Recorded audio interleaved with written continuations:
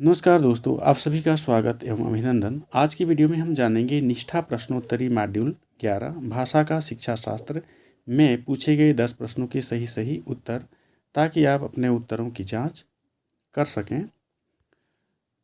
अगर आप चैनल में नए हैं तो सब्सक्राइब कर दीजिएगा और बेल बटन को दबा दीजिएगा। अपने दोस्तों को शेयर अवश्य कीजिएगा ताकि उन्हें भी लाभ मिल सके। आइए शुरू करते हैं। पहला प्रश्न, निम्नलिखित में से कौन सा पढ़ने के समय करने का कार्य है? शिक्षक का पाठकों के विचारों के बारे में शिक्षार्थियों के साथ एक संपूर्ण कक्षा गतिविधि के रूप में चर्चा करना। शिक्षार्थियों को कल्पना करने के लिए कहना कि वे कहानी के पात्रों में से एक हैं और अपने अनुभवों को अपनी डायरी में लिखने को कहना।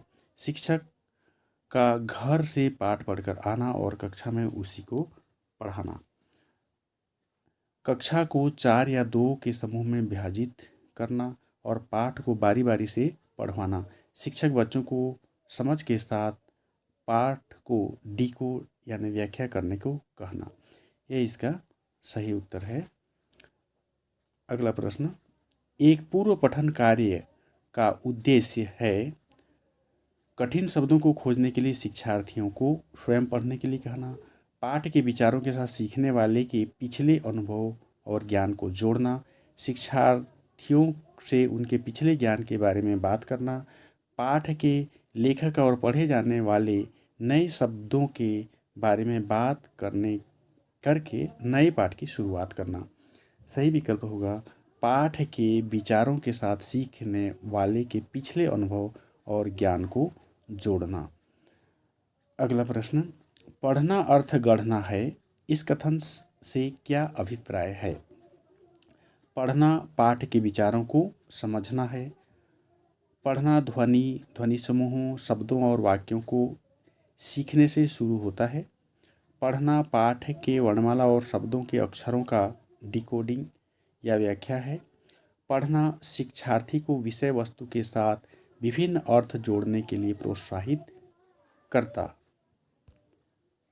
है। सही उत्तर होगा पढ़ना पाठ के विचारों को समझना है। अगला प्रश्न, वर्तमान भाषा सीखने के नज़रिए से निम्नलिखित में से कौन सा सच है? देखते हैं कौन सा कथन सत्य है। पहला, सुनना, बोलना, पढ़ना, लिखना, ध्यान देना और सोचना एक साथ विकसित होता है। सुनना, बोलना, पढ़ना, लिखना, ध्यान देना और सोचना एक रैखिक तरीके से विकसित होता है। लिखने से पहले सुनना, बोलना और पढ़ना विकसित होता है। तो इसका सही विकल्प होगा पहला नंबर। आइए देखते हैं किसमें पहला नंबर दिया हुआ है। ये सत्य होगा, पहला सत्य है, ये वाला विकल्प सही होगा। अगला प्रश्न, जब बच्चे स्कूल में प्रवेश करते हैं तो हमें वाक्य और कहानियाँ पढ़ने के लिए उन्हें पढ़ना शुरू करना है, भाषा कौशल का निर्माण करना है, उन्हें वर्णमाला के अक्षर पढ़ाना शुरू करना है, मौखिक कर्ण साधनों के माध्यम से भाषा के साथ परिचित कराना है। सही विकल्प होगा मौखिक कर्ण साधनों के माध्यम से भाषा के साथ परिचित कराना है। अगला प्रश्न, निम्नलिखित में से कौन सा कथन सही है या है? पहला, मातृभाषा दूसरी भाषा की शिक्षा में हस्तक्षेप करती है, ये तो गलत है। दूसरा, दूसरी भाषा सीखने में मातृभाषा न तो समर्थन करती है और न ही हस्तक्षेप करती है, ये भी गलत है। मातृभाषा दूसरी भाषा सीखने के लिए एक संसाधन है, ये सही है। मातृभाषा दूसरी भाषा सीखने का समर्थन करती है, ये भी सही है। यानी तीसरा और चौथा सही है। ये देखते हैं किस विकल्प में है तीसरा और चौथा। तो सही विकल्प होगा कथन 3 और 4 सही हैं। अगला प्रश्न, बच्चे या मानव सीखता है बहुत प्रयास से मातृभाषा, काफ़ी प्रयास के बिना मातृभाषा, स्कूल में केवल मातृभाषा, बिना किसी प्रयास के विदेशी भाषा। सही विकल्प होगा काफ़ी प्रयास के बिना मातृभाषा। अगला प्रश्न, भाषा सीखने में केंद्रीयता का अर्थ है कि भाषा शिक्षण का केंद्रीय उद्देश्य केवल विषय वस्तु पर केंद्रित है। सभी भाषा सीखना मूल रूप से विषय वस्तु सीखना है। सभी विषय वस्तु सीखना मूल रूप से भाषा सीखना है। विषय वस्तु को भाषा की चिंता नहीं करनी चाहिए। तो सही विकल्प होगा सभी विषय वस्तु सीखना मूल रूप से भाषा सीखना है। अगला प्रश्न, मातृभाषा आधारित बहुभाषिकता क्या है?